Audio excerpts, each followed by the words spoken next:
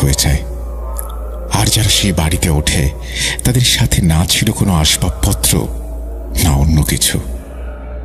এরপরেই ঘটতে থাকে অদ্ভুত সব ঘটনা ওই বাড়িটিকে ঘিরে। একদিন আমি ঘুমিয়েছিলাম, হঠাৎ করে আমার খ্রিস্টান প্রতিবেশী দৌড়ে আমার কাছে এসে বললেন, রহমান সাহেব, খেয়াল করুন, এদের আমার কাছে মোটেও ভালো লাগছে না। আমি বললাম, কি ব্যাপার, খুলে বলুন। তিনি বললেন, প্রতিদিন ওনাদের বাড়ি থেকে একজন লোক বেরিয়ে যায়, এলাকার দূরের একটা ডাস্টবিনে আবর্জনা ফেলে আসে সে। ওখানকার ইউনিয়ন থেকে জানা গেছে ওনাদের আবর্জনার মধ্যে ছাগলের পচা মাথা আর শরীরের বিভিন্ন অংশ থাকে, যা একেবারেই স্বাভাবিক নয়। ভাবার বিষয় হলো, ছাগলের মাথা এত যত্ন করে ওনাদের বাড়ির ওই আবর্জনার স্তূপে কেন ফেলা হচ্ছে? আপনি জানেন কিছু? ছাগলের এই মাথা সাধারণত জাদুটোনায় ব্যবহার করা হয়। আমার তো আগে থেকেই সন্দেহ ছিল, কিন্তু এখন ব্যাপারটা একেবারে স্পষ্ট হয়ে গেল। তারপর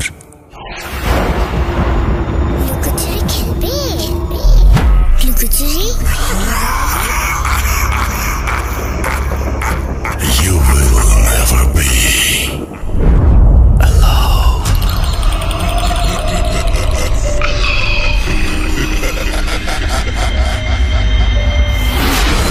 Voot.com. The fear returns with Russell. Welcome back. আপনাদের সবাইকে স্বাগত জানাচ্ছি। আমি রাসেল। আশা করছি আপনারা সবাই ভালো আছেন এবং ভালোর দলে আছেন। আমিও ভালো আছি আর ভালোর দলে আছি। কোনো কথা না বাড়িয়ে এখন একটা ঘটনায় যেতে চাই। ঘটনাটি যেভাবে লেখা আছে আমি সেভাবেই পড়ে শোনাচ্ছি। আসসালামু আলাইকুম রাসেল ভাই ও ভূত.com এর শ্রোতা বন্ধুরা, আশা করি সকলেই ভালো আছেন এবং সুস্থ আছেন। এই ঘটনাটি রহমান সাহেব পাঠিয়েছেন এবং ঘটনাটি সংগ্রহ করেছেন সাবিত আলম। আমরা চলে যাচ্ছি ঘটনায়। যেভাবে রহমান সাহেব বলেছেন সেভাবেই পড়ে শোনাচ্ছি।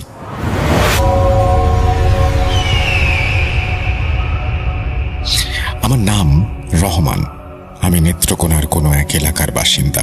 আমি এই ঘটনায় আমার নিজের নাম বা এলাকার এক্স্যাক্ট লোকেশন বলছি না, কারণ যদি সেই ব্যক্তিরা এই ঘটনাটি শুনে থাকেন যাদের নিয়ে আজকের এই ঘটনা, তবে তাদের জীবনে নেমে আসবে এক সীমাহীন দুর্ভোগ। এই ঘটনাটি আজ থেকে 2 বছর আগের। আমি যেখানে থাকি সেখানে বেশিরভাগই ছোট ছোট বাড়ি এবং প্রায় সব বাড়ির লোকেরাই বাসা ভাড়া নিয়ে সেখানে বসবাস করে। এই এলাকার অধিকাংশ মানুষই বহু বছর ধরে এখানে থাকছেন, তাই স্বাভাবিকভাবেই আমরা সবাই একে অপরকে খুব ভালোভাবে চিনি। আমাদের গলিটা বেশ লম্বা এবং গলির প্রবেশ মুখ থেকে তৃতীয় বাড়িটাই আমাদের। যে বাড়িটিকে কেন্দ্র করে এই ঘটনা, সেটি গলির একেবারে শেষ মাথায় অবস্থিত হওয়ায় এর 2টি প্রবেশ পথ ছিল। একটি প্রবেশ পথ ছিল মূল গলির ভেতরে, আর অন্যটি ছিল ওই বাড়ির ড্রয়িং রুমের দিকে, যা সরাসরি গলির পেছনের দিকে খুলত। অর্থাৎ ওই বাড়িতে আসা যাওয়ার জন্য 2টি পৃথক রাস্তা ছিল। যে পরিবারটি ওই বাড়িতে থাকতেন আমরা ওনাদের অনেক দিন যাবত চিনি। ওনারা অত্যন্ত ভদ্র এবং শালীন মানুষ হিসেবে এলাকায় পরিচিত ছিলেন। সম্প্রতি ওনারা ফুল ফ্যামিলি সহ দুবাইতে স্থানান্তরিত হয়েছেন এবং ওনাদের মা নিজের বড় ছেলের কাছে থাকার জন্য আমেরিকা চলে গেছেন।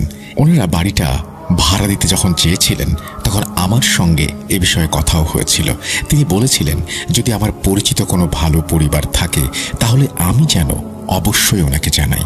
উনি বাড়িটা খালি ফেলে রাখতে চাননি, কারণ ওনার মতে বাড়িটায় কেউ থাকলেই ভালো। অনেক ফ্যামিলি বাড়িটি দেখতে এসেছিল, কিন্তু তখন পর্যন্ত কাউকেই চূড়ান্তভাবে নির্বাচন করা হয়নি। তিনি চেয়েছিলেন ভাড়াটিয়া যেন কোনো পরিচিত মানুষ হয়, কারণ তিনি নিজে বিদেশ থাকবেন। তাই এমন একটি ভালো পরিবার পেলে সুবিধা হতো যেন ভবিষ্যতে পরিবারের সঙ্গে কোনো ধরনের কোনো সমস্যা না হয়, না ওনাদের নিজেদের, না বাড়ির আশেপাশের লোকজনদের। ওনার হাতে সময়ও খুব কম ছিল। যাই হোক, আমার পরিচিত এমন কোনো পরিবার ছিল না যারা ঠিক সেখানেই থাকতে চাইছিল। যেহেতু ওনাদের দেশ ছাড়ার সময় প্রায় কাছাকাছি চলে এসেছিল, সেহেতু ওনারা শেষ পর্যন্ত বাড়িটি একটি প্রপার্টি ডিলারের হাতে তুলে দিলেন। যেন তিনি সবকিছু দেখে শুনে বাড়িটি ভাড়া দিতে পারেন। এরপর খুব দ্রুতই ওনারা দুবাইতে চলে গেলেন। ওনাদের যাওয়ার কিছুদিন পরেই সেই স্টেট এজেন্ট বাড়িটি ভাড়া দিয়ে দেন। আমরা যেহেতু একই গলিতে থাকতাম, তাই আসা যাওয়ার সময় আমরা একে অপরকে দেখতাম এবং চিনতাম। কিন্তু নতুন ভাড়াটিয়া কারা ছিল, কোথা থেকে এসেছে, সে সম্পর্কে আমাদের কিছুই জানা ছিল না। কারণ যারা এসেছিল ওনাদের সঙ্গে খুব বেশি মালামালও ছিল না, আর ওনারা আমাদের সঙ্গে দেখাও করেননি, তাই আমরাও ওনাদের সঙ্গে আলাপ করার সুযোগ পাইনি। এমনকি মালপত্র আনার দিনেও আমরা ওনাদের বাড়ি থেকে বের হতে দেখিনি। শুধু দেখেছিলাম একটা গাড়িতে করে কয়েকজন লোক কিছু দরকারি জিনিসপত্র নিয়ে ওই বাড়িতে ঢুকছে। না ছিল কোনো আসবাবপত্র, না ফ্রিজ, না টেলিভিশন, না অন্য কিছু। এমন কোনো বড় জিনিস আমরা ওনাদের সঙ্গে নামাতেই দেখিনি। যাই হোক, আমরা প্রাথমিকভাবে ভাবলাম হয়তো ওনারা স্থানীয়ভাবে স্থানান্তরিত হওয়ার পর ওনাদের বাকি সব জিনিসপত্র নিয়ে আসবেন, কারণ আসবাবপত্র ছাড়া তো আর জীবন চলতে পারে না। ওনারা ছিলেন অত্যন্ত নিরস প্রকৃতির মানুষ, কারো সঙ্গে কথা বলতেন না, এমনকি সালাম বা কুশলাদিও বিনিময় করতেন না। মাঝে মাঝে আমরা দেখতাম ওনাদের বাড়ির দুজন পুরুষ সদস্য বাইরে থেকে কিছু জিনিস আনতে গেলেই কেবল বাইরে যেতেন।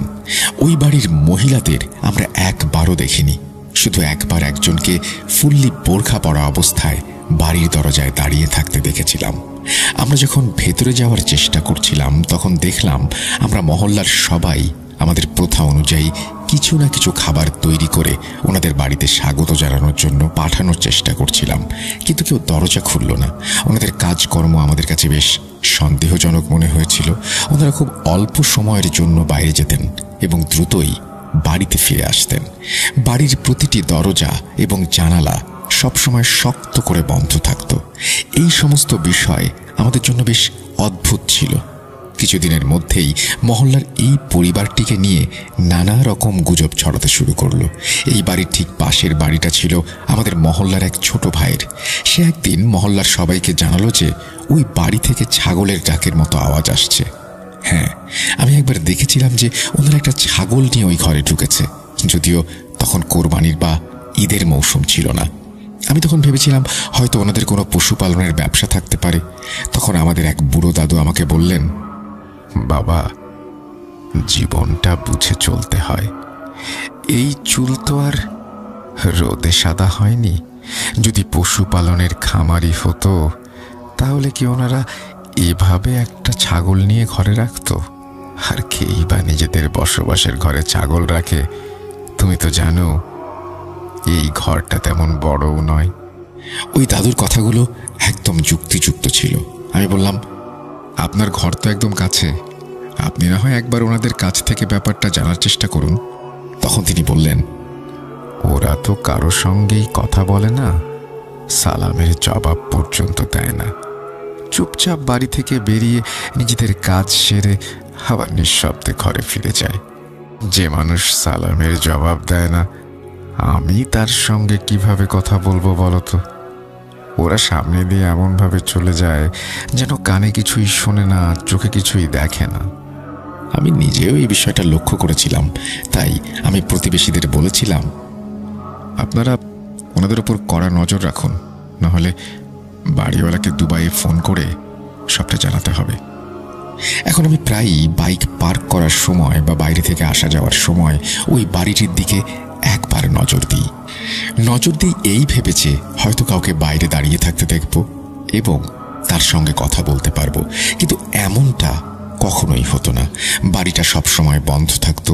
গলিতে যে ছেলেরা খেলাধুলা করত, সেই বাচ্চারা একদিন বলল যে ওই বাড়ির কেউ ময়লা ফেলে না, আর যখন পরিচ্ছন্নতা কর্মীরা আসে তখন ওনারা সেই পরিচ্ছন্নতা কর্মীদেরও মানা করে দেয়। এটা আমার জন্য বেশ অবাক করার মতো একটা ব্যাপার ছিল। তার মানে হয় ওনাদের বাড়িতে কোনো ময়লাই হয় না, অথবা ওনাদের কোনো পরিচ্ছন্নতা কর্মীর প্রয়োজন পড়ে না। একবার আমাদের এক পরিচ্ছন্নতা কর্মী বলেছিলেন যে ওরা ময়লা আমাদের দেয় না, নিজেরাই কোথাও দূরে ফেলে দিয়ে আসে। আমি জানি না ওদের ময়লার মধ্যে এমন কি থাকে। এইসব কথা শুনে আমি খুব চিন্তিত হয়ে পড়লাম। আসলে এরা কারা? আমি যেহেতু একজন বাবা, তাই প্রতি সপ্তাহান্তে ছেলেদের নিয়ে কোথাও না কোথাও ঘুরতে যেতাম।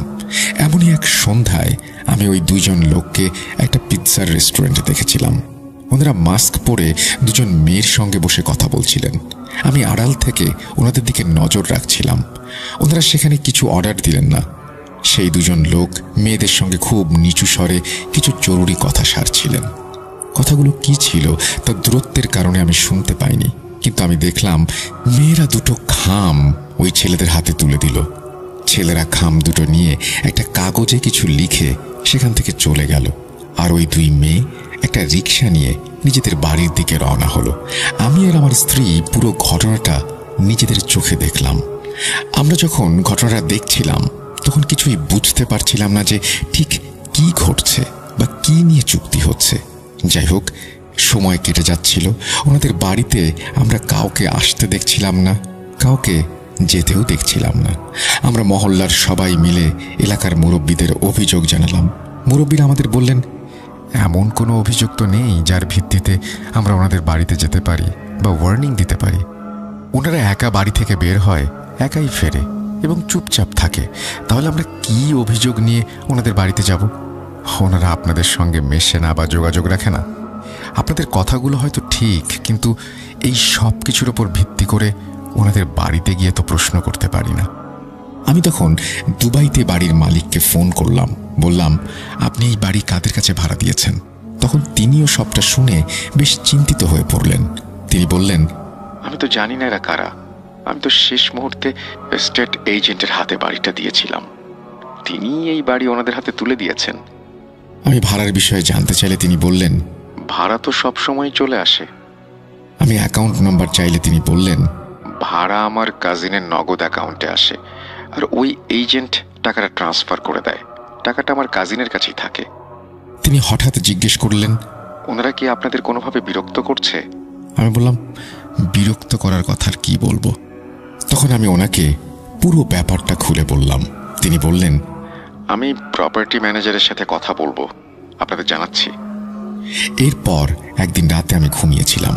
হঠাৎ করে আমার খ্রিশ্চান প্রতিবেশী দৌড়ে আমার কাছে এসে বললেন, রহমান সাহেব, খেয়াল করুন, এদের আমার কাছে মোটেও ঠিক লাগছে না।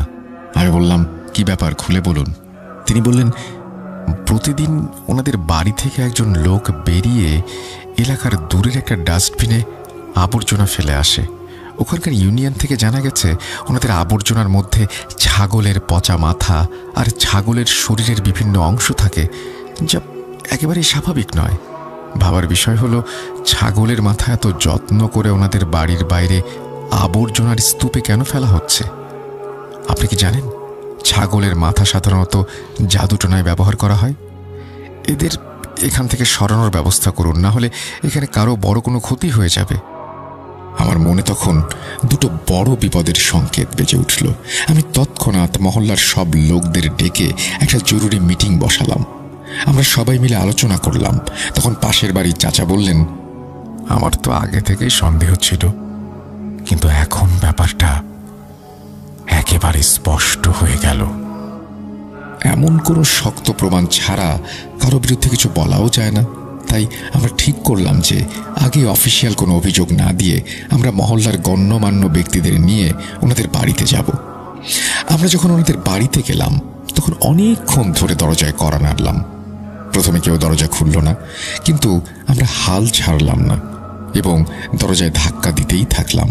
তখন ভেতর থেকে একজন মহিলার কণ্ঠস্বর শুনতে পেলাম। আমরা বললাম, আপনাদের বাসার পুরুষ মানুষদের বাইরে পাঠান। উনি বললেন, ঘরে কোনো পুরুষ মানুষ নেই। আমি জিজ্ঞেস করলাম, ওনারা কখন আসবেন? উনি বললেন, জানি না কখন আসবে।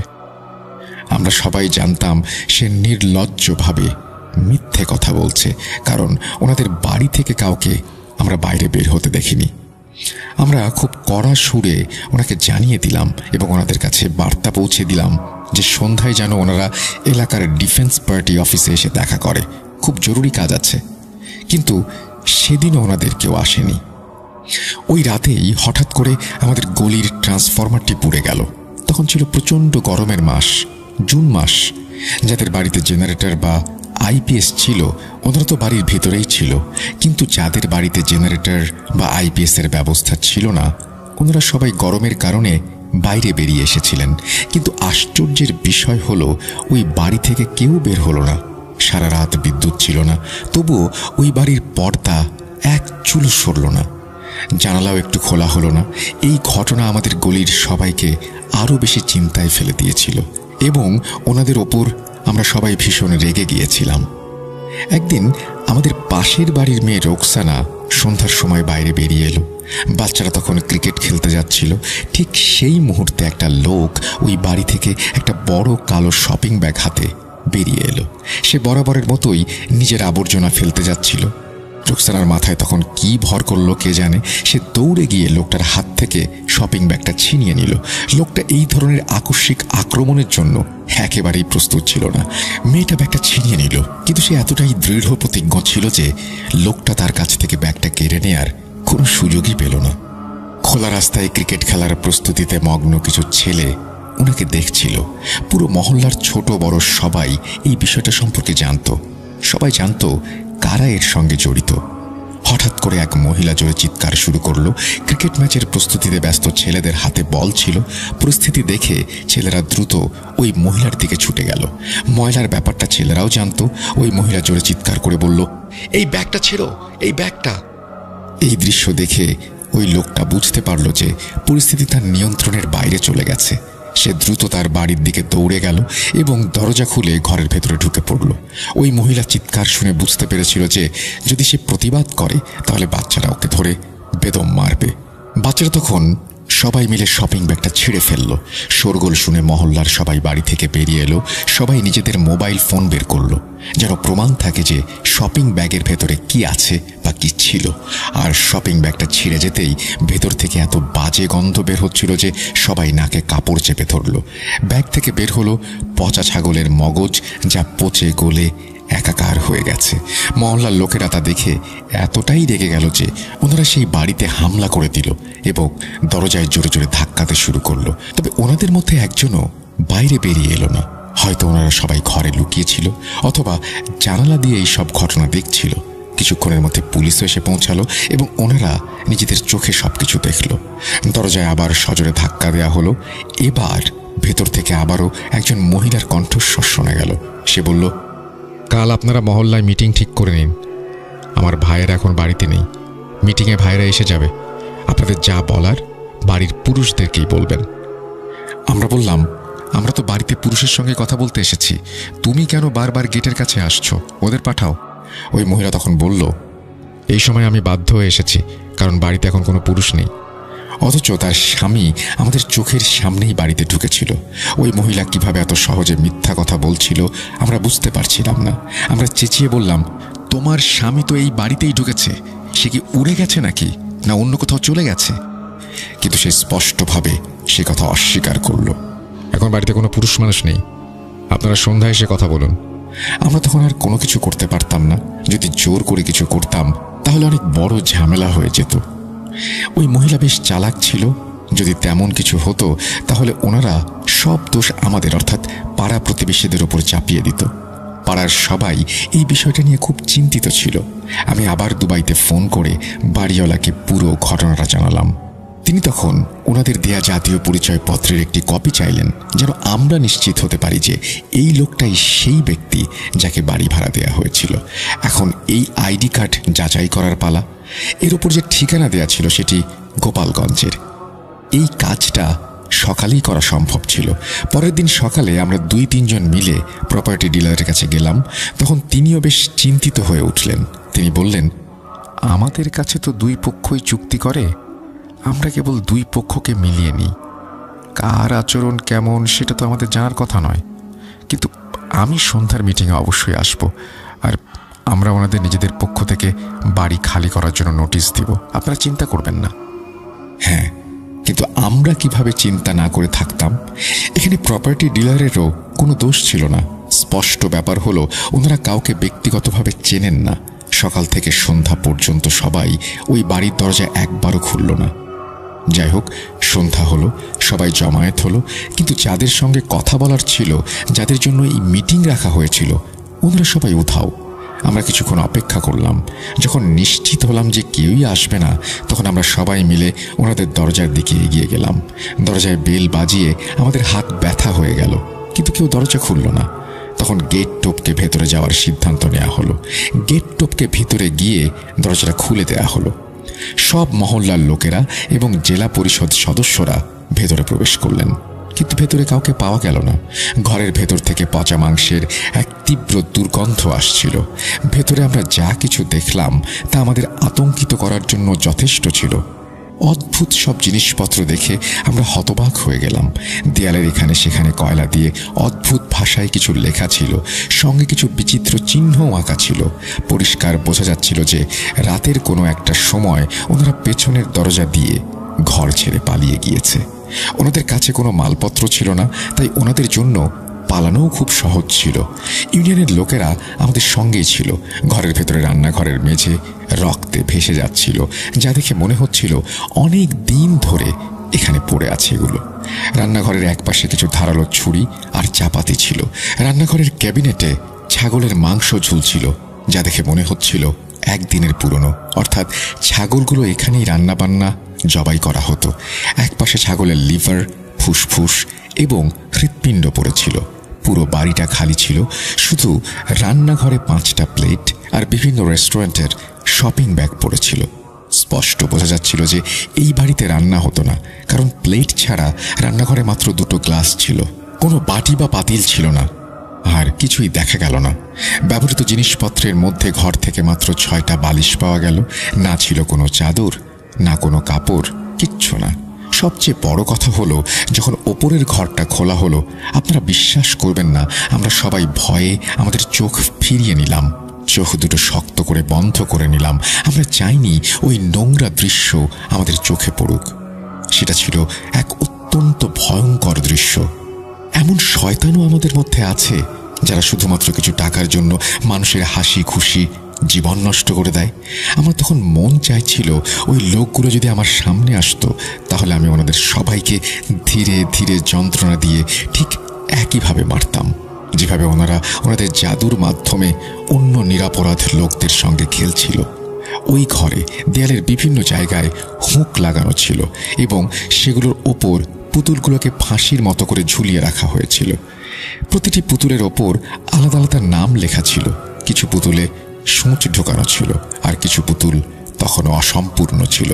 যেই পুতুলগুলো বানাচ্ছিল সেই হাত দিয়েই সেলাই করে এক পাশে রেখে দিয়েছিল, আর কিছু পুতুলে কেবল তুলা ভর্তি করা বাকি ছিল।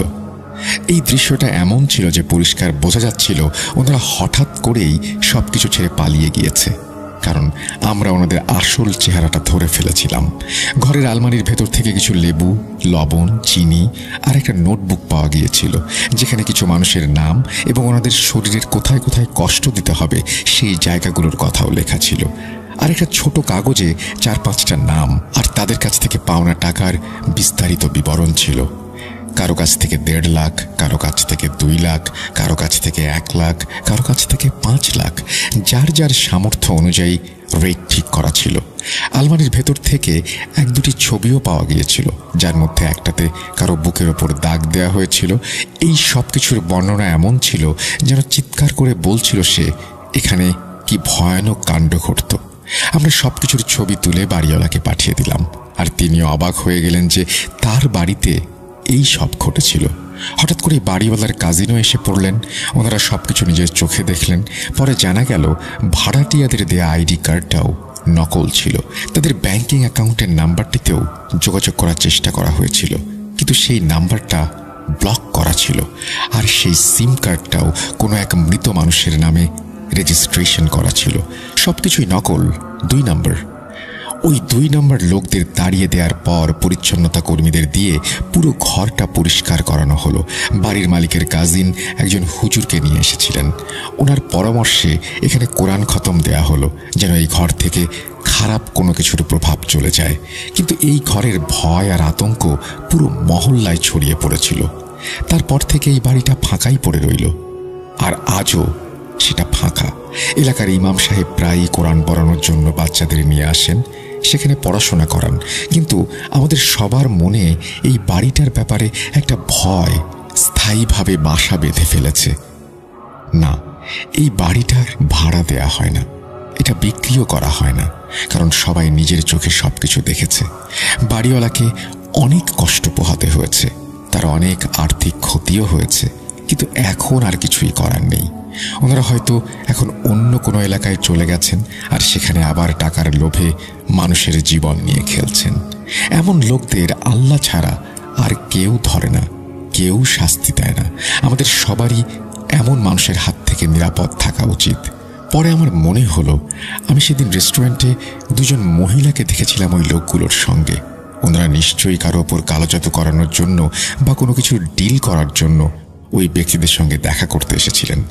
এমন জঘন্য মানুষেরা সাধারণ মানুষের ছদ্মবেশে আমাদের চারপাশে ঘুরে বেড়ায়।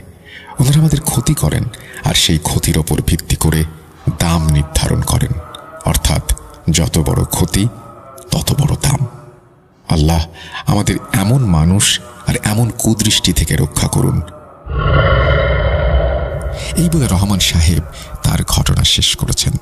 ধৈর্য নিয়ে কষ্ট করে শোনার জন্য সবাইকে ধন্যবাদ। আমিও ধন্যবাদ জানাচ্ছি আপনারা যারা শুনলেন এতক্ষণ। আশা করছি ঘটনাটি ভালো লেগেছে। যদি ভালো লাগে অবশ্যই আমাদের জানাবেন। আমরা চলে যাব আমাদের পরবর্তী ঘটনায়।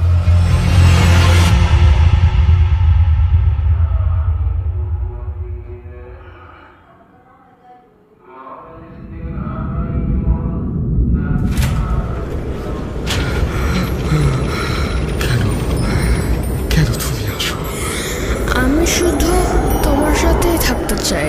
কিভাবে সম্ভব? মৃতদের এই পৃথিবীতে থাকতে নেই। তুমি তুমি চলে যাও, চলে যাও, প্লিজ চলে যাও। সবটাই কি ইলুশন, নাকি অন্য জগতের কেউ কখনো হাজির হয়ে যায় চোখের পলকে? Bhoot.com with Russell। Welcome back. আশা করছি আপনারা সবাই ভালো আছেন এবং ভালোর দলে আছেন। আমিও ভালো আছি আর ভালোর দলে আছি। এবারে যে ঘটনায় যাব সেই ঘটনাটি আমাদের জুনায়েদ হুজুরের। আশা করছি আপনাদের ভালো লাগবে, কারণ আপনারা প্রচুর সাড়া দিয়েছেন। এই ঘটনাটি আপনারা বারবার চেয়েছেন। যেভাবে লেখা আছে আমি সেভাবেই পড়ে শোনাচ্ছি। আসসালামু আলাইকুম রাসেল ভাই ও প্রিয় শ্রোতা বন্ধুরা। আশা করি আল্লাহর অশেষ রহমতে আপনারা সবাই ভালো আছেন এবং ভালোর দলেই আছেন। আমি মোহাম্মদ ইয়াসিন বলছিলাম গাজীপুরের কোনো একটা জায়গা থেকে। আজ আবারও জুনায়েদ হুজুরের নতুন একটা ঘটনা নিয়ে হাজির হলাম। আশা করি আপনাদের কাছে ভালো লাগবে। ঘটনায় ভুল ত্রুটিগুলো ক্ষমা সুন্দর দৃষ্টিতে দেখবেন। রাসেল ভাই, ঘটনাটি শুরুর আগে আমি আপনার প্রশ্নের উত্তর দিতে চাই। আপনি 5 ভাগের মাঝবান এপিসোডে প্রশ্ন করেছিলেন আমি জিনকে কি রূপে দেখি বা তারা আমার সামনে কোন রূপে আসে। উত্তরটা হলো আলোকিত একটি লম্বা অবয়ব। আলোর কারণে চোখ খোলাই যায় না, অথবা আপনজনের রূপে কিংবা বেড়ালের রূপে আমার সামনে আসে, মিষ্টি সুরে কথা বলে। যাই হোক, ফিরে আসি ঘটনায়। জুনায়েদ হুজুর আমাকে যেভাবে বলেছেন আমি ঠিক সেইভাবেই বলার চেষ্টা করছি। বলছেন জুনায়েদ হুজুর,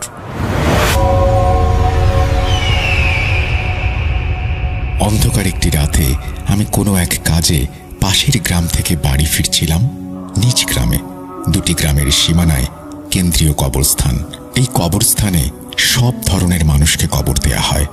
ওই কবরস্থানকে ঘিরে অনেক ঘটনা। তো আমি কবরস্থানের সীমানার কাছাকাছি চলে আসলাম। একাই হাঁটছি। রাস্তার একটি কুকুরকেও দেখা যাচ্ছে না। কবরস্থানের মূল গেইটে পৌঁছাতেই আমার শরীর ভার হয়ে যায়। হঠাৎ কোথা থেকে একটি কালো কুচকুচে কাক এসে থাবা মেরে আমার টুপিটা নিয়ে চলে যায় কবরস্থানের ভেতরে। এইবার আমি কবরস্থানের দিকে মুখ ফেরাই। দেখতে পাই কবরস্থানের ঠিক মাঝখান থেকে একটি আলো ভেসে আসছে। আমার আগ্রহ বেড়ে যায়। হঠাৎ ইসমাইল আমার কানে কানে বলে ওঠে, হুজুর, ভেতরে যাবেন না, ভেতরে শুধু মোহ। যদি একবার প্রবেশ করেন আপনার সাথে আমি প্রবেশ করতে পারবো না। হঠাৎ কবরস্থান থেকে একটি মিষ্টি আওয়াজ আমার কানে ভেসে আসে। আমি ইসমাইলের কথার তোয়াক্কা না করে কবরস্থানে প্রবেশ করলাম। মনে হচ্ছিল কোনো একটা কিছু আমাকে টেনে নিয়ে যাচ্ছে সেই মিষ্টি সুরের দিকে। হঠাৎ আমি হোঁচট খেয়ে পড়ে যাই।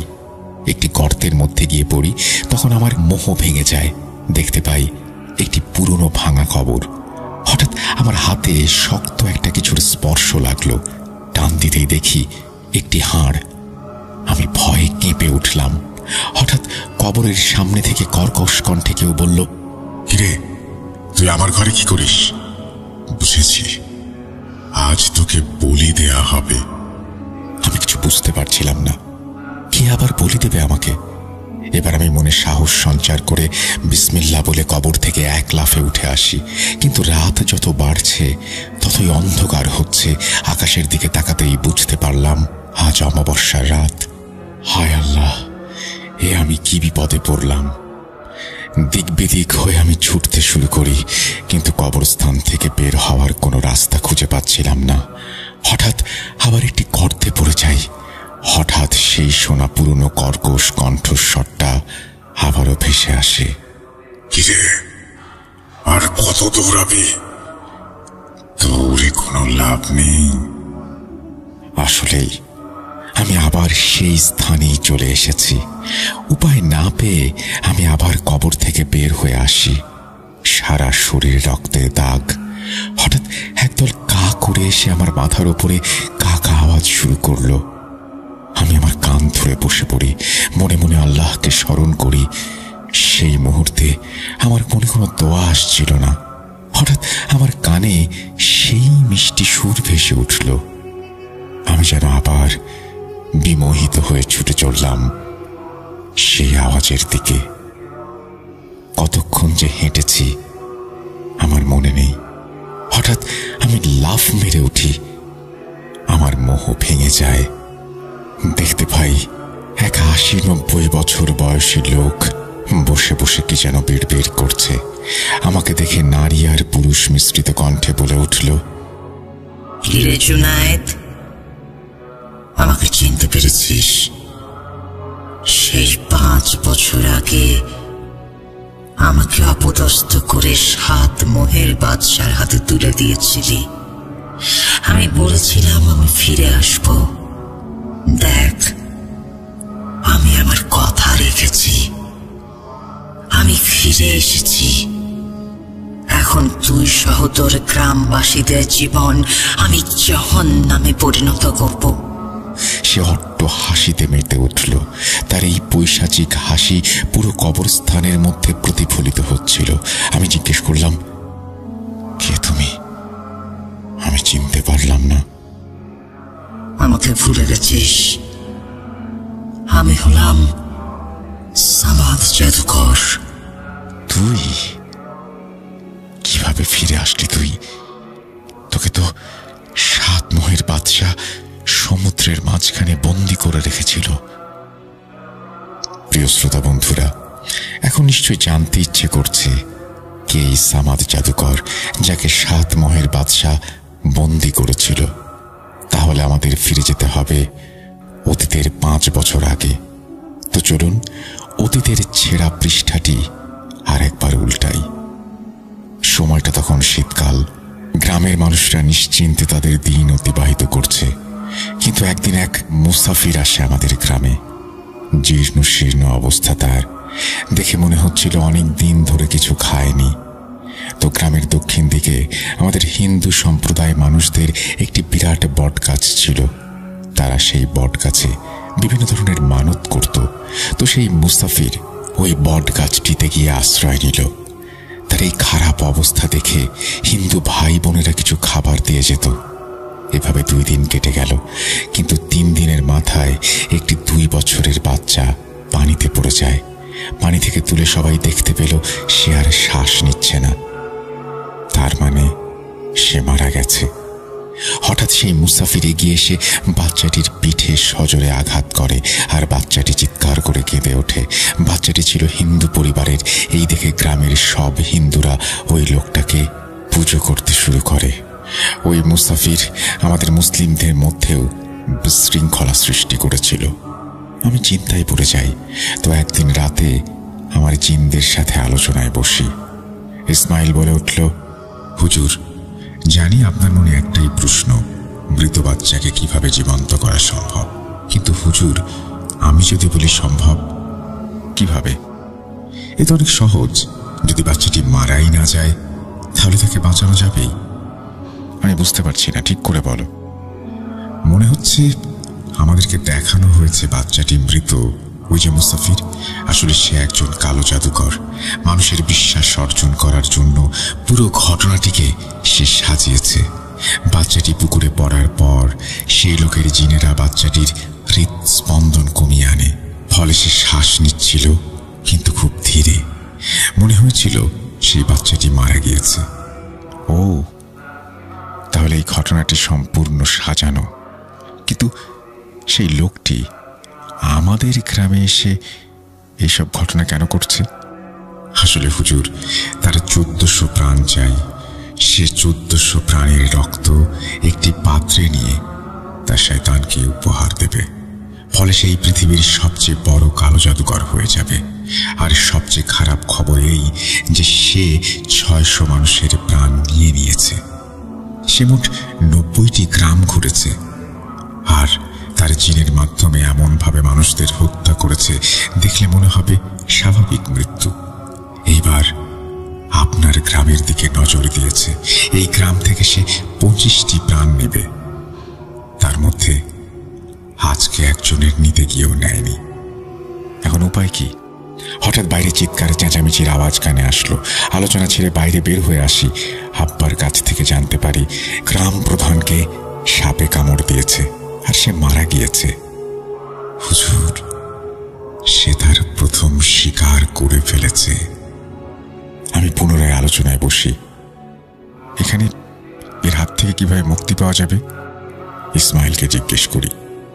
ইসমাইল কোনো উত্তর দিতে পারে না। এভাবেই 3 দিন কেটে যায়। 3 দিনে গ্রামে আরো 2 জনের মৃত্যু হয়েছে। একজন পানিতে পড়ে, আরেকজন গাছ থেকে পড়ে।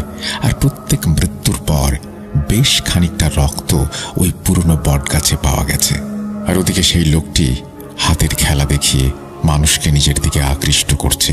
মানুষজন কাজ ছেড়ে দিয়ে সারাদিন ওই লোকের পায়ের কাছে পড়ে থাকে। শুধু হিন্দুরাই নয়, মুসলমান 2টি পরিবারের ওপরও এই আসর পড়েছে। সে বিভিন্ন ধরনের জাদু দেখাতো।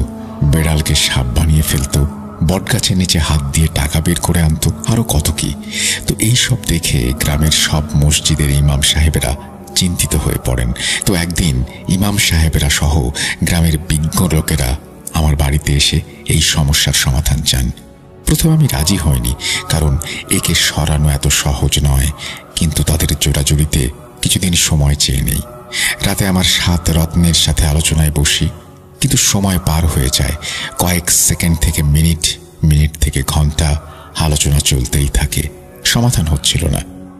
হঠাৎ আলিফ বলে উঠল, আচ্ছা, এই লোক এমন কেন যাকে পরাজিত করতে এত আলোচনা করতে হয়? সে কি কোনো রাজা, বাদশা নাকি? আমি বললাম, 1 মিনিট, তুমি কি বলতে চাও? বলছি, সে কি কোনো বাদশা নাকি? ঠিক, সমাধান পেয়ে গেছি। ইসমাইল বলল, হুজুর, কি সমাধান পেয়েছেন? আরে, আমরা তো 7 মোহের বাদশার কথা ভুলেই গিয়েছি। তিনি তো পারেন এই সমস্যার সমাধান করতে। আমার এই কথা শুনে সবাই স্তব্ধ হয়ে যায়। ইসমাইল বলে, আপনার মাথা ঠিক আছে? মনে নেই গতবার কি হয়েছিল? তাকে আর বিরক্ত যেন না করা হয়। কিন্তু ইসমাইল, এছাড়ার কোনো উপায় দেখছি না। যদি তোমার কাছে কোনো সমাধান থাকে দাও। প্রথম থেকে ইসমাইল ইতস্তত করলেও পরবর্তীতে সে রাজি হয়ে যায়। আসলে 7 মোহের বাদশাকে সে প্রচণ্ড ভয় পায়। যাই হোক, 7 মোহের বাদশাকে ডাকার জন্য সেই আমলটি করা হয় এবং রাত 2টার দিকে আমরা আমল করি। এই ঘটনায় 7 মোহের বাদশার প্রসঙ্গটি আবারও এসেছে। আপনারা জানেন যে এই পুরো প্রক্রিয়াটি আমরা আগেও বলেছি, সুতরাং আমি ওই অংশটুকু বাদ দিয়ে দিচ্ছি। 7 মোহের বাদশা চলে যাওয়ার পর গ্রামবাসীদের নিয়ে আমি সামাদ জাদুকরের ডেরায় পৌঁছাই। ওই জাদুকরের জিনদের আমার জিনেরা নানান রকম ভাবে আয়ত্তে নিয়ে আসে, আর আমরা জাদুকরকে পেটাতে পেটাতে মেঘনা নদীতে ফেলে দেই।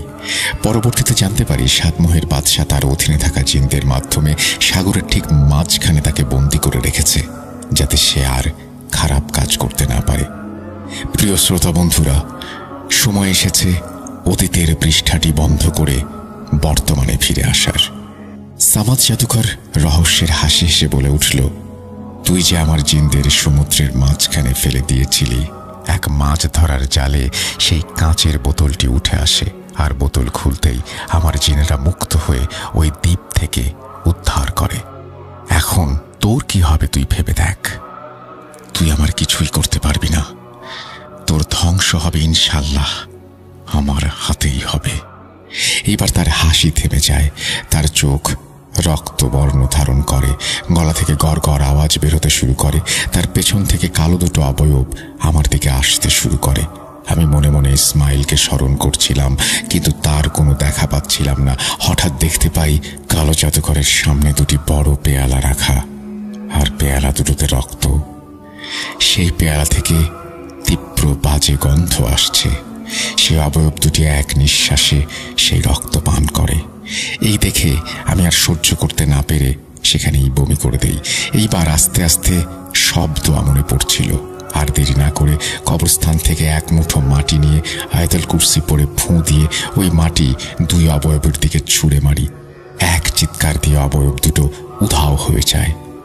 ঘন কালো অন্ধকার, কবরের মধ্যে কেবল আমি আর সামাদ জাদুকর। আশেপাশে থেকে প্যাঁচার ডাক ভেসে আসছিল। হঠাৎ পেছনে ফিরে দেখতে পাই 7 রত্নরা আমার দিকেই আসছে, সাথে রয়েছে গ্রামবাসী। এবার আমি কালো জাদুকরকে বলি, কিরে এখন কোথায় পালাবি? কালো জাদুকর রেগে আগুন হয়ে গিয়েছে।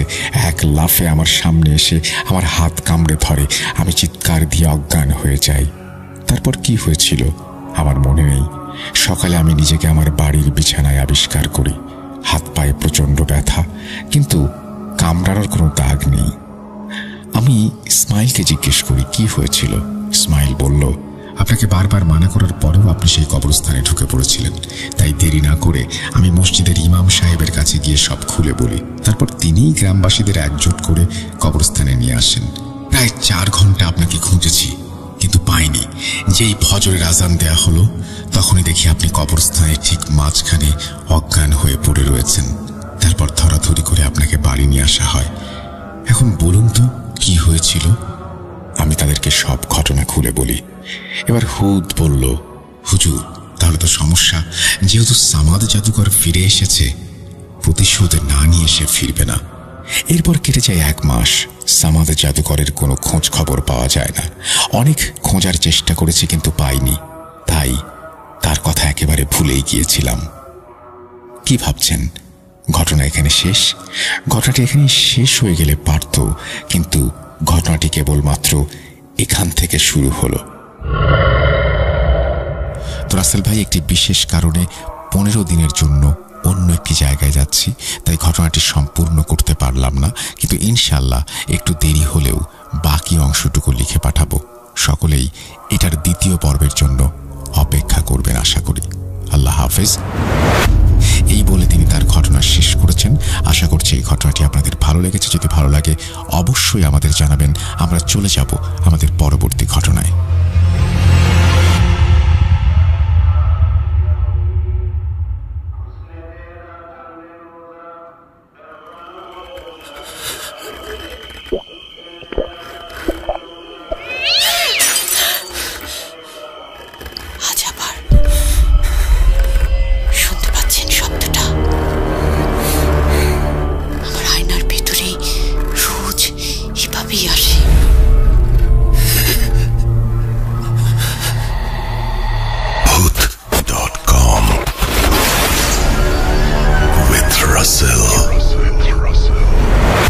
Welcome back. আপনাদের সবাইকে স্বাগত জানাচ্ছি আমি রাসেল। আশা করছি আপনারা সবাই ভালো আছেন এবং ভালোর দলে আছেন।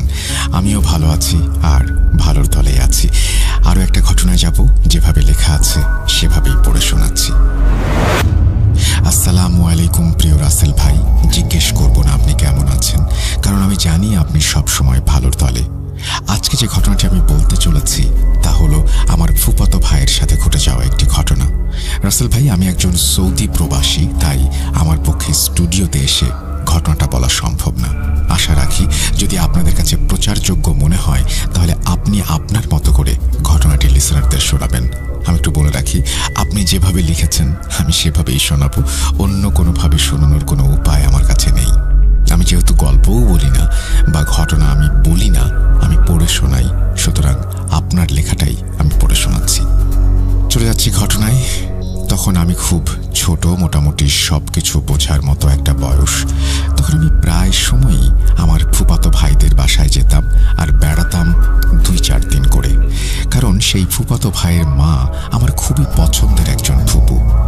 তো রাসেল ভাই, আর কথা না বাড়িয়ে আমি ঘটনায় চলে যাই। ঘটনাটি ঘটেছিল 2013 বা 2014 মাঝামাঝি। আর হ্যাঁ, সেই ফুফাতো ভাইয়ের কাকার নাম ইকবাল। ইকবাল কাকার পেশা ছিল মাছ ধরা। সে প্রতিদিন বিকেলে তাদের গ্রামের বিলে জাল ফেলে আসতো আর ভোর হওয়ার সাথে সাথেই চলে যেত সেই জাল থেকে মাছ আনার জন্য। যেই দিনের ঘটনা, সেই দিনটি ছিল শুক্রবার, আর সেই দিনই আমার পরিবার সহ আমরা সবাই যাই সেই ফুফাতো ভাইয়ের বাড়িতে। আর ইকবাল কাকা আমাদের খুব পছন্দ করতেন, তাই আমাকে দেখে বললেন, ভাতিজা চলো নদীতে যাই, মাছ ধরার জন্য জাল রাখবো নদীতে, বাড়িতে এসে তোমাদের সাথে জমিয়ে গল্প করব। বরাবর আমি রাজি হয়ে গেলাম। চলে গেলাম সেই বিলে। বলে রাখা ভালো যে সেই বিলের এক পাশে ছিল একটা নিম গাছ, আর গাছটার পাশে একটা কবর।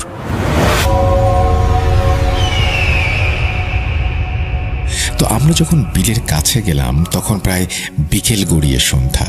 যাই হোক, নদীর কাছাকাছি যখন আমরা পৌঁছালাম তখন হঠাৎ আমার চোখ গেল সেই নিম গাছের দিকে। সেদিকে চোখ পড়তেই দেখতে পেলাম নিম গাছের নিচে বলের মতো 5 থেকে 7টা কি যেন পড়ে আছে। আমি ইকবাল কাকাকে বললাম, কাকা দেখো তো, গাছের নিচে বলের মতো কি যেন পড়ে আছে। সে দেখে বলল, চলো গিয়ে দেখি ওগুলো কি। যখন গাছটার কাছে গেলাম, গিয়ে দেখি 7টা তরমুজ পড়ে আছে। অবাক করা বিষয় হলো, গাছটার আশেপাশে না ছিল কোনো কৃষক, না ছিল কোনো মানুষ। আগেই বলেছি, আমরা আস্তে আস্তে প্রায় বিকেল গড়িয়ে সন্ধ্যা হয়ে যায়, সবাই যার যার বাড়িতে চলে গেছে। যাই হোক, আশেপাশে কে ছিল বা ছিল না, ওইদিকে ইকবাল কাকা মন না দিয়ে মহা আনন্দে তিনি মেতে ওঠেন আর আমায় বলেন, ভাতিজা দেখি বিশাল বিশাল 7টা তরমুজ। আমি খুশিতে মেতে উঠি আর বলি, চলো এগুলো বাসায় নিয়ে যাই। যখন আমি বললাম চলো এগুলো বাসায় নিয়ে যাই, তখন ইকবাল কাকা আমাকে বললেন, ভাতিজা চলো আগে একটা ভেঙে খেয়ে নেই, তারপর না হয় বাসায় নিয়ে যাব। ইকবাল কাকা একটা তরমুজ ভাঙলেন আর আমায় কিছু অংশ দিলেন খেতে। তবে একটা মজার বিষয় হলো, তরমুজটা ছিল অত্যন্ত মিষ্টি আর খুব রসালো। ভালোই লাগছিল, দুজনে তৃপ্তি সহকারে খেলাম। আর সেই সঙ্গে কখন যে সন্ধ্যা গড়িয়ে রাত হয়ে গেছে একবারের জন্যও মনে নেই আমাদের। আর যেহেতু আমি অতটা বড় ছিলাম না, তাই ভয়ে ভয়ে কাঁপা কাঁপা স্বরে কান্নারত অবস্থায় বলতে লাগলাম, ইকবাল কাকা চলো বাড়িতে যাই, আমার খুব ভয় লাগছে। আমার এমন কান্না দেখে ইকবাল কাকা অভ্যস্ত। হাসতে হাসতে বললেন, আরে এত বড় ছেলে ভয় পায়, ভয় পাওয়ার কিছু নেই, আমি তো আছি। এই বলে তিনি নৌকা থেকে একটা বড় বস্তা নিয়ে আসলেন, আর সেই বস্তায় করে বাকি 6টা তরমুজ নিয়ে আমরা রওনা দিলাম বাড়ির উদ্দেশ্যে। যাই হোক, যখন আমরা বাড়িতে গিয়ে পৌঁছালাম তখন প্রায় রাতের খাবারের সময় হয়ে গিয়েছে। আমি চলে গেলাম খাওয়া দাওয়া করতে, আর ইকবাল কাকাও চলে গেলেন তার ঘরে। এতটুকু পর্যন্ত সবকিছু ঠিকঠাকই ছিল, এর মাঝে কোনো রকমের কোনো সমস্যা হয়নি। একটা সময় আমরা সবাই খাওয়া দাওয়া শেষ করে বাড়ির উঠোনে এসে বসলাম গল্প করার জন্য। তখন ইকবাল কাকাও বসে আছেন আমাদের মাঝে। ইকবাল কাকা পরীদের নিয়ে গল্প বলতে লাগলেন, আর আমি খুব মনোযোগ দিয়ে তার গল্পগুলো শুনতে লাগলাম আর চলে যেতে লাগলাম গল্পের রাজ্যে। ঠিক এমন সময় আমার ফুফাতো ভাই একটা তেলের পিঠা খেতে খেতে এসে বলল, কাকা মামানি আর মা পিঠা বানাচ্ছে, তোমায় বলেছে পিঠা খাওয়ার জন্য। হ্যাঁ, তখন আমার মা, আমার কাকি এবং আমার ফুপু পিঠা বানাচ্ছিল। যাই হোক, আমরা তখন ইকবাল কাকাকে বলতে লাগলাম, কাকা গল্প শেষ না করে কিন্তু যাওয়া যাবে না, আগে গল্প শেষ করো, তারপর পিঠা খেতে যাবে। যখন সবাই এমনভাবে বলতে লাগলাম তখন আমি একটা বিষয় খেয়াল করলাম যে আমরা এতগুলো মানুষ ইকবাল কাকাকে এতক্ষণ ধরে যা যা বলছিলাম সে কিছুই মন দিয়ে শোনেনি, কারণ তার নজর ছিল আমার ফুফাতো ভাইয়ের হাতের পিঠার দিকে। যখন আমি দেখছি আমার কথায় তিনি কোনো সাড়া শব্দ করছেন না, তখন আমি হাঁটু ধরে বললাম, কাকা পিঠা খেতে পারবে, আগে আমাকে গল্প শোনাও। তখন সে আমার দিকে রাগান্বিতভাবে তাকিয়ে বলল, আগে পিঠা খাবো তারপর গল্প বলবো। যখন সে আমার দিকে তাকালো, এমনভাবে তাকালো তার চোখগুলো যেন আগুনের মতো জ্বলজ্বল করছিল এবং তার মুখ থেকে তরল জাতীয় পানি পড়ছিল। ইকবাল কাকাকে এমন অবস্থায় দেখে বাকি সবাই সহ আমরা চিৎকার দিয়ে উঠলাম এবং যে যার ঘরে চলে গেলাম। আমি আগেই বলেছিলাম মোটামুটি বোঝার বয়স ছিল তখন। আমি ইকবাল কাকার হঠাৎ এমন পরিবর্তন দেখে আমার মাকে সবকিছু বলতে যাব, ঠিক তখনই আমার ফুপা বাজার থেকে আসলেন আর বললেন, এদিকে আসো, তোমাদের জন্য বাজার থেকে কি কি নিয়ে এসেছি দেখো। তখন আমি ফুপার কাছে চলে যাই আর ভুলেই যাই কিছুক্ষণ আগে কি ঘটেছিল। যাই হোক, এর পরের ঘটনা বলছেন আমার মা। যখন ইকবাল কাকা আমাদের কাছ থেকে রান্নাঘরে যান পিঠা খাওয়ার জন্য, তখন তিনি স্বাভাবিকই ছিলেন। রান্নাঘরে গিয়ে আমার কাকিকে বললেন, ভাবি পিঠা দেন, পিঠা খাবো। তখন কাকি বলেন, ভাই একটু অপেক্ষা করেন, গরম গরম পিঠা দিচ্ছি। তখন কাকা কাকির দিকে ভ্রু কুঁচকে তাকিয়ে বললেন, অপেক্ষা করতে পারবো না, আমাকে এখনই পিঠা দিতে হবে, এখনই লাগবে। তার এই আচরণে কাকি একটু অবাক হন। সঙ্গে সঙ্গে ইকবাল কাকা ঘুরে যান আমার ফুপুর দিকে। তখন ফুপুকে ইকবাল কাকা বলতে লাগলেন, ভাবি পিঠা দেন, পিঠা খাবো। তখন ফুপু বললেন, এই হয়ে গেল বলে, ইকবাল গরম গরম পিঠা তোমার ভাইয়ের জন্যও নিয়ে যাও, আর তুমি তোমার ভাই একসঙ্গে বসে খাও। এটা শুনেই ইকবাল কাকা রাগান্বিত স্বরে বলে উঠলেন, কাউকে দিতে পারবো না, সব পিঠা আমি নিজে খাবো। এই বলেই আমার মার দিকে গেলেন এবং গড় গড় করে বলতে লাগলেন, ভাবি পিঠা দেন, পিঠা খাবো। যদিও আমার মা প্রথম থেকেই তার এই ধরনের আচরণ লক্ষ্য করছিলেন, তাই বেশি কথা না বাড়িয়ে আগে বানানোর পিঠার বোলটা তার সামনে দিয়ে দিলেন। পিঠার বোলটা হাতে পাবার সঙ্গে সঙ্গে ইকবাল কাকার মুখটা যেন হাসিতে উজ্জ্বল হয়ে উঠল। তিনি হাসতে হাসতে আমার মাকে বলতে লাগলেন, ভাবি জানেন, আমি না অনেক দিন পিঠা খাই না, আজ পেট ভরে খাবো। তিনি পিঠা খেতে শুরু করলেন। এদিকে আমার কাকি আর ফুপু তো পুরোই অবাক। যাই হোক, সবাই ভয়ে ভয়ে পিঠা বানাচ্ছে, কেউ কারোর সাথে কোনো কথা বলছে না। হঠাৎ ইকবাল কাকা কান্নারত অবস্থায় বলে উঠলেন, ভাবি জানেন, ওরাও না অনেক দিন পিঠা খায় না, দেখেন দেখেন কিভাবে তাকিয়ে আছে। এই বলেই ইকবাল কাকা আবার কান্না শুরু করলেন আর বলতে লাগলেন, ভাবি তাদের পিঠা দিলে আমার আবার কম হয়ে যাবে, আর যদি না দেই তাহলে সর্দারের কাছে বিচার দেবে। কি করি বলুন তো, কি একটা মুশকিল। ইকবাল কাকার এই অবস্থা দেখে আমার কাকি রান্নাঘরেই সেন্সলেস হয়ে যান এবং আমার ফুপু আর মা সাথে সাথে রান্নাঘর থেকে বের হয়ে ঘরে চলে যান এবং আমার ফুপাকে সবকিছু বুঝিয়ে বলেন। ফুপা সহ সবাই আবার রান্নাঘরে যায়। তখন দেখে আমার কাকি মাটিতে পড়ে আছে আর ইকবাল কাকাকে কোথাও দেখা যাচ্ছে না। তখন সাথে সাথেই আমার কাকিকে ঘরে নিয়ে যাওয়া হয় এবং সারা বাড়ি তন্ন তন্ন করে ইকবাল কাকাকে খোঁজা হয়, কিন্তু কোথাও তার সন্ধান মেলে না। তখন সবাই বাড়ির আশেপাশে তাকে খুঁজতে বের হয় এবং এলাকার সব মসজিদে মসজিদে অ্যানাউন্সমেন্ট করে দেয়া হয়। যখন পুরো এলাকা জুড়ে তাকে কোথাও পাওয়া যায় না, তখন আমার ফুপা সহ বাকি সবাই বলে, এখন আর খুঁজে লাভ নেই, দিনের বেলা সবাই মিলে খুঁজতে হবে। যখন সবাই বাড়ি পৌঁছায় তখন প্রায় মধ্যরাত। সবাই চিন্তামগ্ন। ঠিক তখনই বাড়ির পাশের পুকুর থেকে একটা শব্দ আসে। শব্দ শুনে যখন আমার ফুপা পুকুরের দিকে যান, ঠিক তখন দেখতে পান এক লোমহর্ষক দৃশ্য।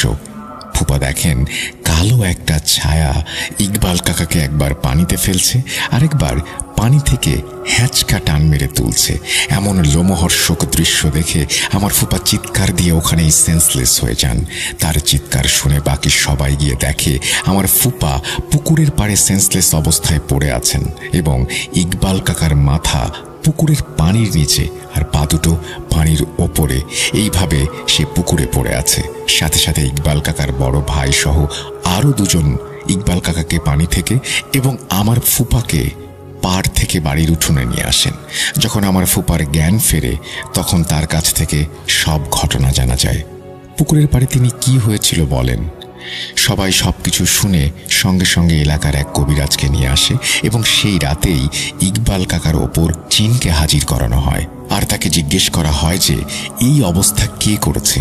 তখন জিনটি বলে, আমাদের তরমুজও নিয়ে এসেছে, এখন আমি ওকে নিয়ে যাব। তখন কবিরাজ জিনকে বলে, এই তরমুজ যে তোদের ছিল তা সে জানতো না, যদি সে জানতো তাহলে তরমুজ আনতো না। এখন কি আর করার আছে, তুই ক্ষমা করে দে। জিন মানতে নারাজ।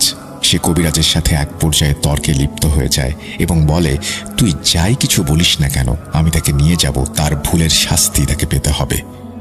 অনেক তর্কের পরে একটা সময় সেই জিনটাকে রাজি করানো হয় এবং যে বাকি 6টা তরমুজ আছে সেই 6টা তরমুজ সহ একটা খাসি ওই বিলের কাছে নিম গাছের নিচে কালকে বিকেলে ঠিক সন্ধ্যা হওয়ার আগে ইকবাল কাকাকে দিয়ে আসতে হবে এমন শর্ত দেয়া হয় এবং আসার সময় পেছনে ফিরে তাকানো যাবে না। তারপরের দিন জিনের দেয়া কথা মতো একটা খাসি আর বাকি 6টা তরমুজ দিয়ে আসা হয়। তারপর থেকে আলহামদুলিল্লাহ সব ঠিক হয়ে যায়। জানি না ঘটনাটা কতটা ভয়ের, তবে এই ঘটনা থেকে আমরা শিক্ষা নিতে পারি, যেমন যেখানে যা কিছু পড়ে থাক না কেন আমরা যেন তা না নিই, কারণ আমাদের যেমন এই পৃথিবীতে দৃশ্যমান মানবজাতি হিসেবে বসবাস করতে হয়, ঠিক তেমনিভাবে অদৃশ্য জাতিও এই পৃথিবীতে বসবাস করে। হতে পারে তাদেরই ফেলে রাখা কোনো প্রয়োজনীয় জিনিসপত্র আমরা মাঝে মাঝে দেখতে পাই। এটাই ছিল ঘটনা। আশা করছি ঘটনাটি আপনাদের ভালো লেগেছে। যদি ভালো লাগে অবশ্যই আমাদের জানাবেন, যদি ভালো না লাগে সেটাও আমাদের জানাবেন। যদি খুব ভালো লাগে তাহলে শেয়ার করবেন বন্ধুদের সাথে। আমরা চলে যাব আমাদের পরবর্তী ঘটনায়।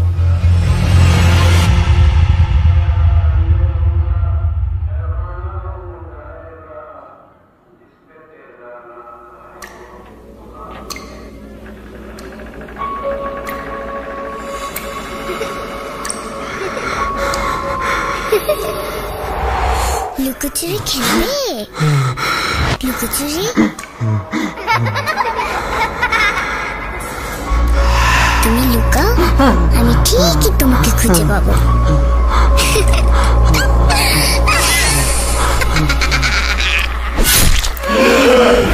ভূত.com with রাসেল।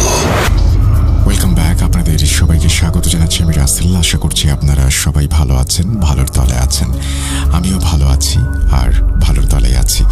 নতুন একটা ঘটনায় যাচ্ছি, যেভাবে লেখা আছে সেভাবেই পড়ে শোনাচ্ছি। আসসালামু আলাইকুম রাসেল ভাই, আশা করি আপনি আল্লাহর রহমতে ভালো এবং সুস্থ আছেন। আমার নাম মোহাম্মদ অনির্বাণ ইসলাম। খুলনা জেলার সোনাডাঙ্গা থানার বন্দরগাতি বাজার এলাকায় আমার বাসা। 2011 সাল থেকে আমি আপনার অনুষ্ঠান ভূত FM এবং পরবর্তীতে ভূত.com অনুষ্ঠানের একজন নিয়মিত শ্রোতা। বরাবরের মতো এবারও শুক্রবারে একটি ঘটনা পাঠালাম, আশা করি এটি পড়ে শোনাবেন। যাই হোক, আমি আজ যে ঘটনাটি শেয়ার করব সেটি আমার নানির কাছ থেকে সংগ্রহ করেছি।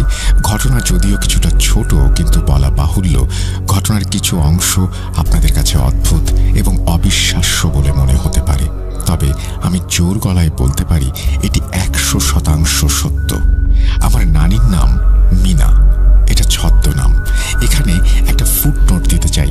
তিনি যখন আমার নানাকে বিয়ে করেন তার আগে তিনি খ্রিস্টান ধর্মের অনুসারী ছিলেন। বিয়ের পর তিনি ইসলাম ধর্ম গ্রহণ করেন। যাই হোক, আমি ঘটনায় চলে যাই। তখন দেশে আইয়ুব খানের শাসন চলছে। সময়টা 1967-68 সাল। সেই সময় আমার বাসা খুলনা শহরে রূপসা এলাকায়। আমাদের বাসার পাশে যে রাস্তাটা চলে গেছে সেটি রূপসা মহাশ্মশান ঘাটে গিয়ে শেষ হয়েছে। বিকেলবেলা আমি আমার বন্ধুদের নিয়ে এই রাস্তার এক ধারে খেলাধুলা এবং হইচই করতাম। একদিন বিকেলে খেলার সময় আমরা দেখি ওই রাস্তা দিয়ে হিন্দু ধর্মের লোকজন একটি লাশ শ্মশানে পোড়াবার জন্য নিয়ে যাচ্ছে। যিনি মারা গেছেন তার বয়স 70-75 মতো হবে। পথে শিকি আধুলি ফেলছেন আর হরিবোল হরিবোল পাঠ করছেন। আমরা তো ব্যস্ত শিকি আর আধুলি কুড়ানোর কাজে। হঠাৎ আমার একটা কৌতূহল হলো, হিন্দু ধর্মের মানুষেরা লাশ কিভাবে সৎকার করে, কারণ আমি এর আগে কখনোই এগুলো দেখিনি। তো আজ দেখার ইচ্ছে হলো। যেই বলা সেই কাজ। আমরা 5-6 জন মিলে ঠিক করি পিছু পিছু যাব এবং লাশ কিভাবে পোড়ায় তা দেখব। যখন আমরা শ্মশানে গিয়ে উপস্থিত হলাম, দেখি তারা আম গাছের কাঠ দিয়ে চিতা সাজিয়ে লাশকে তার উপরে শুইয়ে দিয়েছে। তারপর বাকি কাঠ দিয়ে সমস্ত শরীর এবং কিছু চারা দিয়ে মুখ ঢেকে দিল। শেষে পরিবারের একজন জ্বালানি দিয়ে আগুন জ্বালিয়ে দিল। আমরা এগুলোই দেখছিলাম। 1 ঘন্টা পর হঠাৎ দেখি লাশটা যেন চিতা ছেড়ে ওপরে ওঠার চেষ্টা করছে। এটা দেখে আমরা ভয়ে সেই জায়গা থেকে দৌড়ে বাসায় ছুটলাম। বাসার আঙিনায় এসে একটা চিৎকার দিয়ে অজ্ঞান হবার পর কি হয়েছে আমার মনে নেই। পরে আমি জ্ঞান ফিরে দেখি মা মাথায় পানি ঢালছেন আর কান্না করছেন। প্রতিবেশীরা অনেকেই বাসায় ভিড় করেছেন। বাবাকে খবর দেওয়া হয়েছিল, তিনিও বাসায় ততক্ষণে চলে এসেছেন। আমি একটু সুস্থ বোধ করলে সবাই কারণ জিজ্ঞেস করে। আমি পুরো ঘটনাটা বলি। সবাই আমাকে তিরস্কার করেন এবং সেখানে না যেতে বলেন। রাতে প্রচণ্ড জ্বরের কবলে আমি উল্টাপাল্টা প্রলাপ বকতে শুরু করি। পরে একজন কবিরাজকে আনা হয়। তিনি আমাকে পানি পড়া দেন এবং একটি ছোট পাথরের মতো তাবিজ দিয়ে আমার পরিবারের লোকদের বলেন, আপনার মেয়ের ওপর শ্মশানের খারাপ বক্কার নজর আছে। আগামী 3 মাস এই তাবিজ পরিধান করতে হবে, নতুবা অনেক বড় ক্ষতি হয়ে যাবে। আপনাদের বাসা আমি মন্ত্র পড়ে বন্ধ করে দিলাম। যিশুকে মনে করুন এবং মেয়ের প্রতি যত্ন নিন। পরে আমি জ্বরের প্রভাবে 7-8 দিন অসুস্থ থাকি। 3 মাস ধরে তাবিজ রাখি, কোনো সমস্যা হয় না। সমস্যা শুরু হয় 3 মাস পর তাবিজ হারিয়ে যাওয়ার পর থেকে। একদিন বাথরুম থেকে সেটি হারিয়ে যায়। অনেক খুঁজেছিলাম কিন্তু সেটি আর পাইনি। এরপর আমি রাতে অনেক ভয়ানক স্বপ্ন দেখা শুরু করি, যেমন আমার বাসা আগুনে পুড়ে যাচ্ছে, মা গলায় ফাঁস দিয়ে আত্মহত্যা করেছে, শ্মশানের সেই লাশ চিতা ফুঁড়ে আমাকে তাড়া করছে, ইত্যাদি ইত্যাদি। 1 সপ্তাহ পর সেই কবিরাজকে আবার আমাদের বাসায় আনা হয়। তিনি বলেন তাকে আগামী অমাবস্যা অবধি সময় দিতে হবে। উল্লেখ্য 5 দিন পর অমাবস্যা হবে। বাসার ক্যালেন্ডারে আমি সেটা দেখেছি। অনেক ভয় লাগতো তখন, কখন কি হয়। 5 দিন পর রাত 11টায় কবিরাজ আমাদের বাসার আঙিনায় এসে আমার বাবাকে ডাকে। বাবা বাইরে বেরিয়ে কবিরাজকে প্রণাম করে। কিছু একটা বলতে যাবেন, তখন কবিরাজ বলেন, আমি এখন একটা কাজ করব। আপনি একটা মাটির ঘট আর একটা কবুতর জোগাড় করুন। এত রাতে এই জিনিসগুলি বাবা অনেক কষ্টে জোগাড় করার পর জানলা দিয়ে দেখলাম কবিরাজ সেটি পেয়ে অনেক খুশি হলেন। এরপর তিনি বাসার সামনে একটা জবা গাছের নিচে বড় গর্ত করেন এবং মাটির ঘটটা তাতে রাখেন। এরপর তাতে একটা বেলপাতার জোড়া অংশ রাখেন। কবুতরকে ছুরি দিয়ে জবাই করেন এবং সেটিও ঘটের ভেতরে রেখে দেন। তারপর তার কাছে থাকা কালো এক টুকরো লাল কাপড় এবং লাল সুতো দিয়ে ঘটের মুখ বেঁধে দেন। তারপর তার উপর মাটি চাপা দিয়ে দেন। কাজ শেষ হলে বলেন, আপনার মেয়ে শ্মশানের লাশ দেখে ভয় পায় নাই। আপনার এক দূর সম্পর্কের আত্মীয় এটা প্রেত চালান করে, কালো জাদু করে আপনার মেয়ের ওপর, কারণ প্রতিশোধ নিতে চায়। শ্মশানে ওই প্রেতটা আপনার মেয়েকে কাছে পেয়ে যায় এবং ভয় দেখায়। বাবা বলেন, কে আমার শত্রু হবে যে কালো জাদু করবে? কবিরাজ বলেন, আপনার ব্যবসা অনেক ভালো যাচ্ছে। পুঁজিতে আপনি অন্যান্য ব্যবসায়ীদের নাস্তানাবুদ করেছেন, আর এটা আপনার শত্রু মেনে নিতে পারেনি, তাই এই খারাপ কাজটি করেছে। সমস্যা নেই, আপনার এখন বিপদমুক্ত, বান কেটে গেছে। এই বলে কবিরাজ চলে যান। অদ্ভুত ব্যাপার, তিনি কোনো টাকা পয়সা নেন নাই। এরপর আমার সাথে বা পরিবারের সাথে আর কোনো বিপদ ঘটেনি। নানি এই কথা বলে তার ঘটনা শেষ করেন। পুরো সময় তার কথাগুলি আমি মনোযোগ দিয়ে শুনেছি। আমি এগুলোই আপনার কাছে লিখেছি যা তিনি বলেছেন। ঘটনাটি পড়ে শোনালে খুশি হব, এই বলেই তিনি তার ঘটনা শেষ করেছেন। আশা করছি এই ঘটনাটি আপনাদের ভালো লেগেছে। যদি ভালো লাগে অবশ্যই জানাবেন আমাদের, শেয়ার করবেন বন্ধুর সাথে আমাদের এই চ্যানেলটি। আমরা চলে যাব আমাদের পরবর্তী ঘটনায়।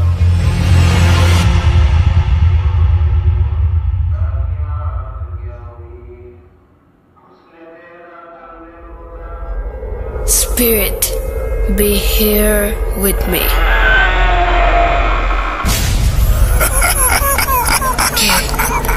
কে তুমি? Bhoot.com. The fear returns with Russell.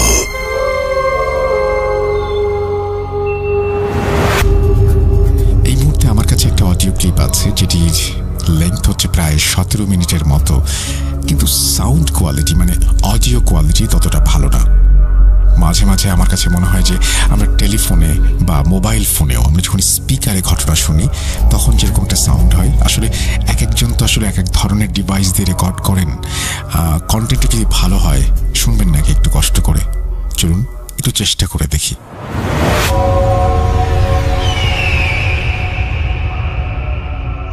আসসালামু আলাইকুম রাসেল ভাইয়া, কেমন আছেন? আশা করি ভালো আছেন। আর দোয়া করি সামনে যাতে আল্লাহ আপনাকে ভালো রাখে। আর বুট.কম এর লিসেনার হিসেবে দোয়া করি যাতে বুট.কম কে আপনি আরো এগিয়ে নিতে পারেন। সো আমি মোহাম্মদ মনির হোসেন বাপ্পি, আমার হচ্ছে জন্মস্থান নোয়াখালীতে, আর আমি থাকি ইউএসএ তে নিউ ইয়র্ক স্টেট ব্রুকলিনে। সো আমি একজন উবার ড্রাইভার। সো আজকে মোটামুটি 5 বছর হয়েছে আমি আপনার এই বুট এফএম বা বুট.কম যাই বলি কিনা, ওইখান থেকে আমি হিস্টোরি গুলো শুনি প্রতিদিনই। এটা বলতে পারেন যে আমার রাতে যদি না শুনি তাহলে আমার ঘুম আসে না সহজে।